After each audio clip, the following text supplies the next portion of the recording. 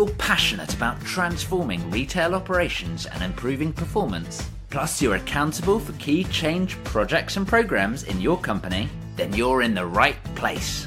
Welcome to the Retail Transformation Show with me, Oliver Banks.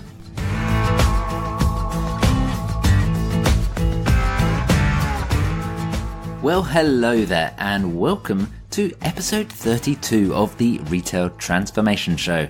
I'm your host, Oliver Banks, and I'm delighted that we're here together today. Now, the world is changing. You know that, I'm sure. And retail is changing as well. Continually changing, in fact.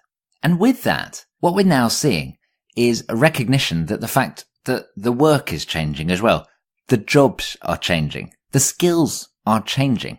And companies have got to recognize that to be able to, I don't mean to keep banging on about this, change as well, right? Companies have got to recognize that all of this is changing. So they need to shift and evolve to meet the new demand. And this is true for all companies, but retail in particular, largely because it's got such a huge workforce. Now, it's also worth noting that the workforce is evolving. Millennials now take up a huge percentage of the workforce, particularly in retail. And actually we've got Generation Z, the generation younger than millennials, that are now entering into that retail workforce, particularly in stores. Now Gen Z, let's be honest, they're much more digitally savvy than the millennials even. So if you think that millennials cause you a headache, just wait until you understand a bit more about Gen Z. They're really quite different. Now, with this changing and evolving workforce, it's something that often gets forgotten in my opinion. We're always talking about transforming for the modern customer, the millennial customer. But rarely do we talk about transforming for the millennial employee or staff member or team member. So now is the time to start thinking and talking about the transformation of the workforce and in particular, the workforce capability as well. Now, when it comes to developing capability, we generally all turn to the learning and development department or team. Now, they're often seen as a training team, right? Let's be honest.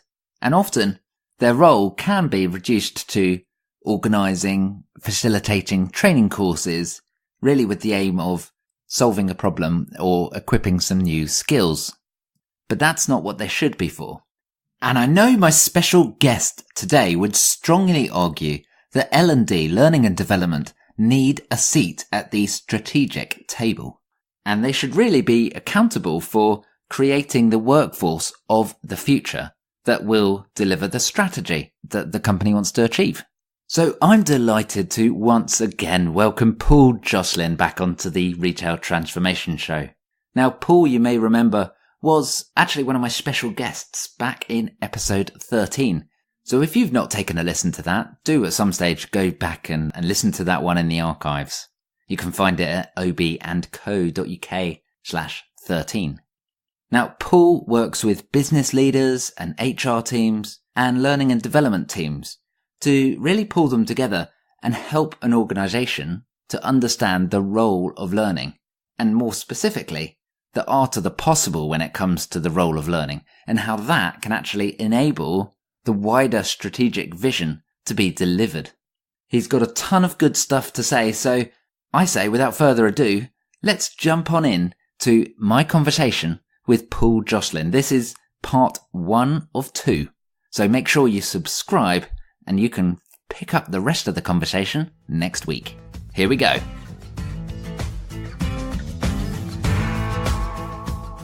Paul, hey, welcome to the Retail Transformation Show. How are things going? Very good. Thanks, Ollie. Really appreciate the opportunity to come back and spend some more time with you. Absolutely. You were one of my very special guests looking at what's exciting about the year. So if you've not heard Paul on the earlier show, I think that was episode 13 of the Retail Transformation Show. So do go back and take a little listen. It was a great episode. But today, Paul, we're going deeper. We're going deeper together and exploring much more about what it takes to really learn. Many retailers look at their people as their key differentiator. The people that drive their service, the people that drive their uniqueness and their friendliness. But actually, What is it that retailers are investing in those people, in that asset, that really helps them to be a differentiator? How has it worked up to now in retail?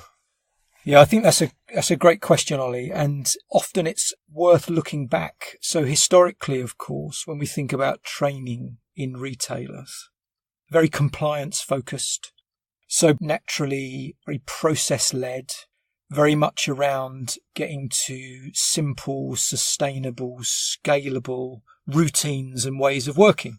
And off of that, of course, economies of scale, efficiency, and a very clear measure of what we mean by productivity for retailers, but all very much underpinned by this idea of compliance.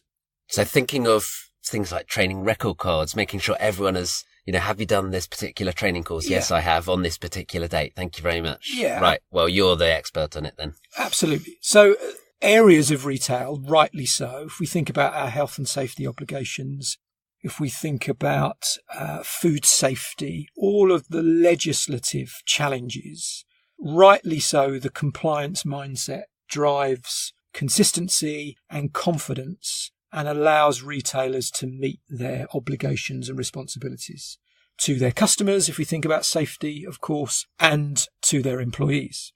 But I think what's interesting for me as I reflect on my time in retail is it's probably fair to say that we've applied that approach pretty much to everything else. And we haven't seen a separation between what are the areas that we would rightly so say there is one single-minded way that we should approach this challenge, this process, this routine, versus how do we create space and think about learning and or training in a different way to build different capabilities and a different culture for our people who are working alongside and for customers. And retail's been, you mentioned it there yourself, very process based in its nature. And I suppose training therefore has evolved into flowing into that same route. Follow the process, make sure it happens. If you do steps 1 to 10, then you get the result. Happy days. But we're in a world now where actually retailers are moving away from people. We're looking at AI solutions. We're talking about robotics, Amazon Go. How does this shift things for the world of L&D, learning and development in retail? Yeah, I think it's great examples there, Ollie, of we've clearly identified the opportunities, the processes and the routines whereby technology, robotics, automation in all its guises are increasingly being deployed. So again, much of the underpin of retail in terms of that productivity through an end-to-end process, productivity through the supply chain. Of course, we're seeing technology being leveraged to push that even further and faster. I guess the open question is, what does that mean for the opportunities and the areas within which we want to leverage the humanness? And if we're thinking about the areas that are inherently more human and that we would deliberately want to invest in that capability, what might that mean for our development strategies? What might that mean for the way that we'd approach and think about supporting learning and creating learning organisations? And even from that, if we extend that further still, does that give us a different point of view on productivity? And by that I mean, if productivity historically has been about how do we scale process and drive more output for less input, if we think about the human opportunity, we could choose to consider productivity in a very different way. For example, how quickly can we scale learning? How quickly could we share and move new and different ideas and solutions across the organisation? So increasing flexibility, adaptability, being able to take on a new idea, and that's an essential skill set in itself in this world of fast-paced, changing retail. Absolutely. So I think back to the original premise, if we think about training for compliance and scaling efficiency, optimization, the idea that through some sort of magical knowledge transfer mechanism, often in a training room, to your point, followed up with a sort of check in the box on a record card, we seem to derive confidence that people understand what's expected. They are more confident to go and execute that in their particular part of the store or of the operation. And therefore, we've got a higher proportion of our people delivering what we need them to do in the way we've defined they should do it at the point when we need it to be done. So by definition, very much a top-down model, very much taking that single view and moving that quickly and efficiently across the organisation. Which I think historically, where there was more certainty, where there were longer lead times, where we could see customers and therefore our business models evolving at a much slower rate, the idea of packaging solutions and courses and resources was more aligned and more appropriate because those lead times were so much more slow and evolutionary rather than revolutionary. I think the dependency there was we have that certainty, we are clear on the answer, we've identified the problem and built the solution to respond to it. Now we have a program of deploying that in a consistent way across a set group of people in this population. I think when you reflect on it in those terms and think about how relevant is that today, to me it seems very dated. To me it seems of a bygone era. And when you put it like that, I agree. Yeah, it's really interesting. So the idea that if there's no longer that degree of certainty, if there's no longer that degree of consistency, and there's no longer that length of lead time between one change and the next impact, what does that mean for our people? In the areas where we're choosing to leverage the humanness and the human opportunity, how do we create a different approach to supporting development, building confidence, and growing groups of people that can be genuine differentiators for the brand? What might that mean in the thing we continue to call learning and development? Wow. So let me just rewind to a term that you used a couple of minutes ago, a learning organisation, which sounded like it's going to be a key part of this. What do you mean by a learning organisation, Paul? Well, I think the term itself is interesting. As with so many things in this whole kind of learning and development, organisational change space, you see these terms and models and thinking kind of come and go. And I see and hear much more of this idea of a learning organisation, which is simply the concept of, have you got investment in the social structures?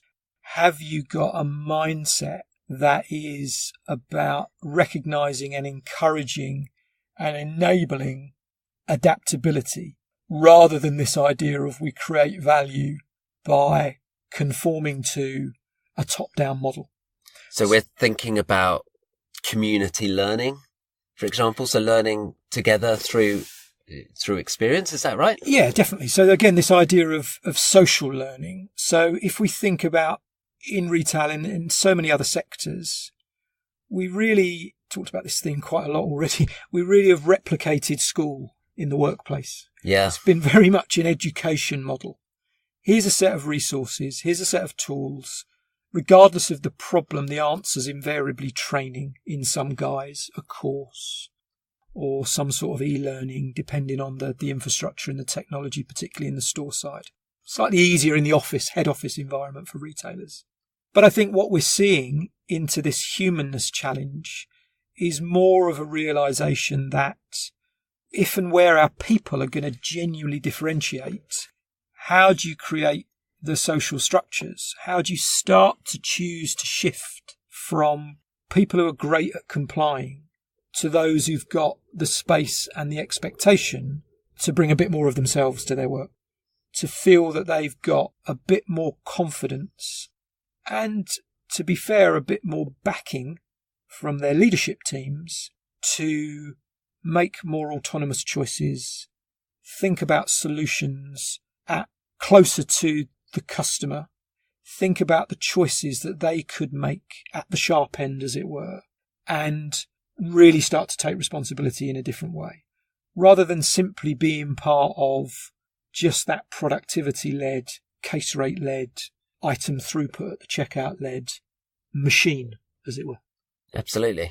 And we touched on earlier, the world is continually evolving. So how do you think it's best, and how does a learning organisation, you kind of hinted at it already, how does the learning organisation begin to evolve into this? How do we stay adaptable? How do we build a retail workforce that is on point, is up to speed?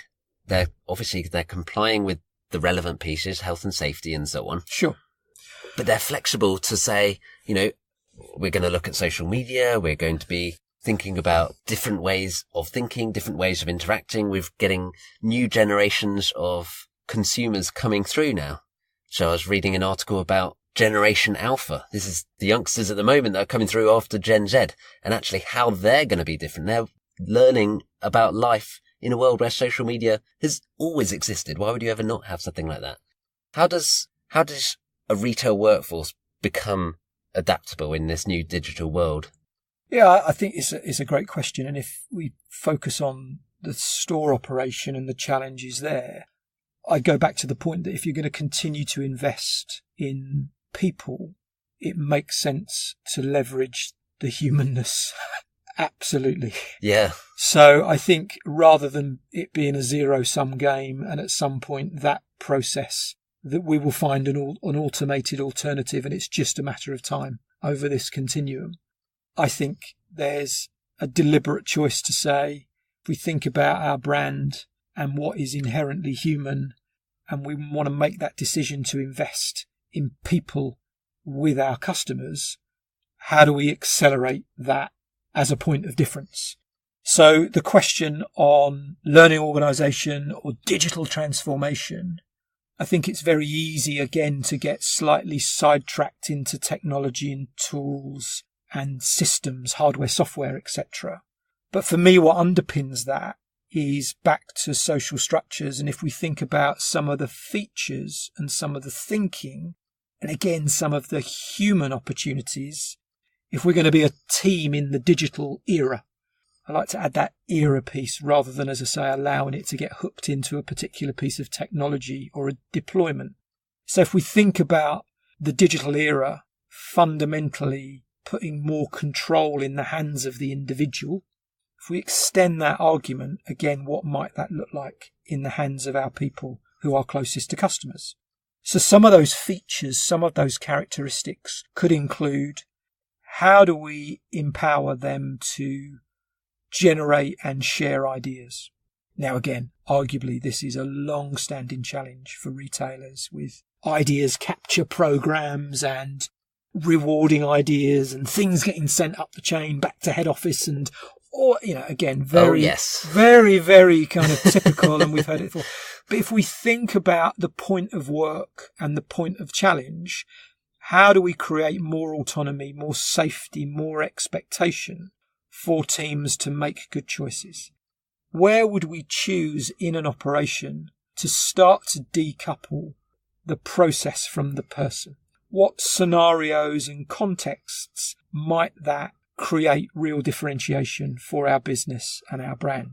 If we think about carving out space and expectation to reflect on what we've learned, understand what made the biggest difference, and then find ways to move it really quickly across other teams, further across that operation and beyond. If we think about this in terms of a mindset and a way of thinking, what might that look like if we give up on the idea that head office has got the answer because head office has defined a process and it knows best? So this idea of digital era thinking and moving away from a reliance on here's the next top-down fixed model and we're going to call it X or Y or Z and these big annual campaigns. If we could encourage a growth mindset and we could define what that meant realistically in our context for people in our organisation, what might we start to measure instead? What might that look like? What would we reward? And again, how could that shift our view of productivity? How could that reset that expectation for our people? And what I've seen in some organisations is inevitably that way of thinking and working together is already there. There are pockets of it. There are good practice and better practice. How could we identify those and think about what are the ingredients that we could scale? How do we leverage that and start to move it into other parts of our team, into other parts of the business?